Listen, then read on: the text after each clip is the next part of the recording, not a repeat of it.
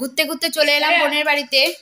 তো গিয়েছিলাম তো কালীবাড়ি, ওখান থেকে একটু হাই স্ট্রিটে গেছিলাম, ফুচকা খেলাম, তারপরে বোনের বাড়িতে এলাম, এসে এখন খাচ্ছি, এ দেখো ঝুড়ি ভাজা খাচ্ছি, আর এই যে কফি। তো দিশা নিচে আছে, ও আসবে। তাহলে দুধ চা, কিন্তু কফির গন্ধটা বেরোচ্ছে, গরম, খাওয়া যাচ্ছে না। দিশা আসুক, এখনই আসবে, ওকে দেখাচ্ছি। এদিকে বোনের ফোনে ফোন করেছে, দিদি ফোন করেছে, এবার ছেলে আমার সঙ্গে কথা বলবে, দেখি ও কি বলছে।